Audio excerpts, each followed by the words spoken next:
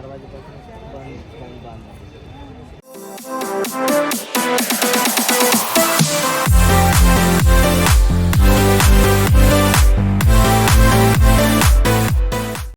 हे guys, welcome to my YouTube channel Kavita Jadhav blog. तर आपल्या यूट्यूब चॅनलमध्ये तुम्हा सगळ्यांचे पुन्हा एकदा मनापासून स्वागत आहे.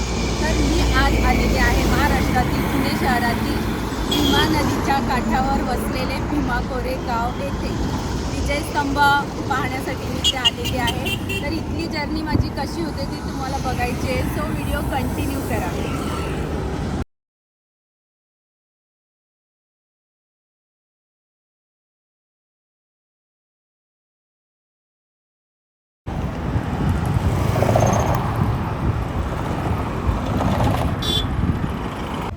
गाईज, तर तुम्ही पाहू शकता फायनली मी भीमा कोरेगाव येथे पोहोचलेली आलेली आहे.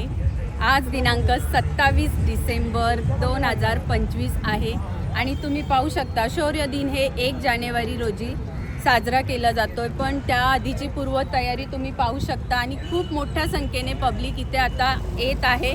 तर आपण ही विजयस्तंभाकडे जाऊया. का आपण ह्या दिवशी इथे येतो, 1 जानेवारी ह्या दिवशी आपण इथे का येतो, इथलं काय महत्त्व आहे ते तुम्हाला ह्या व्हिडिओमध्ये मी पटवून देणार आहे.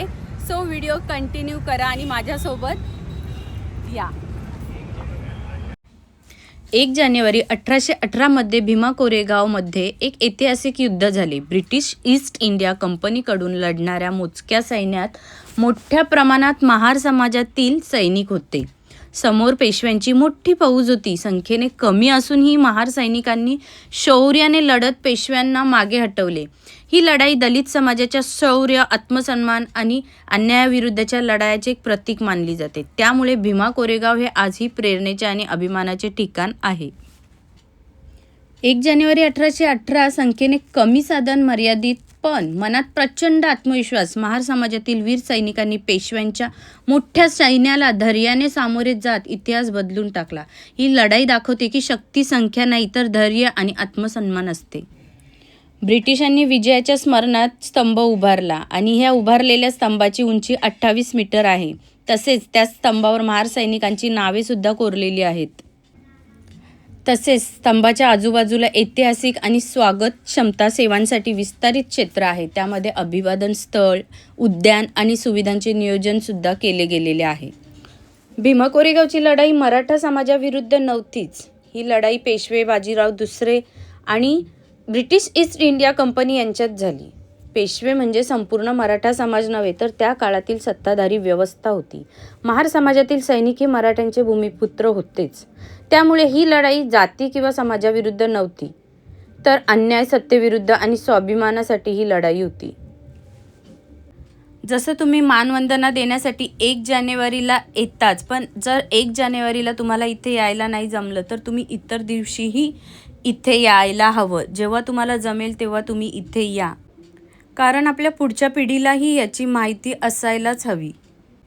मी इथे पाहू शकता तुम्ही 27 डिसेंबर 2025 या रोजी आलेली आहे आणि 1 जानेवारीला आणखी 4 दिवस बाकी आहेत. पण मला वाटतं इथे येऊन 8 10 दिवसापूर्वीच इथे तयारीला सुरुवात झालेली आहे.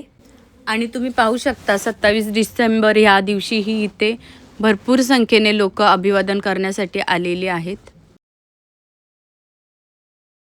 1 जानेवारी हा आपल्या सगळ्यांसाठीच अभिमानाचा दिवस आहे. 1 जानेवारी ह्या दिवशी विजयस्तंभाकडे लाखो संख्येने दलित समाज मानवंदना देण्यासाठी येत असतो. तसेच इतर वर्गीय समाजही इथे मानवंदना देण्यासाठी येत असतो.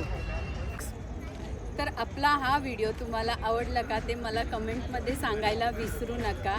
आणि व्हिडिओ बघण्याच्या नादात बेल आयकॉनची बेल तुम्ही वाजवली नसाल तर बेल आयकॉनची बेल वाजवा, कारण नेक्स्ट व्हिडिओच्या नोटिफिकेशनसाठी. आणि मला प्लीज कमेंटमध्ये सांगा की हा व्हिडिओ कसा झाला आहे. आणि असंच आपल्या चॅनेलला लाईक, सबस्क्राईब करा, चॅनेल सपोर्ट करा. आणि हा व्हिडिओ तुम्ही माझा पूर्ण पाहिला त्याबद्दल तुम्हा सगळ्यांचे पुन्हा एकदा मनापासून आभार. Bye bye. Thanks for watching.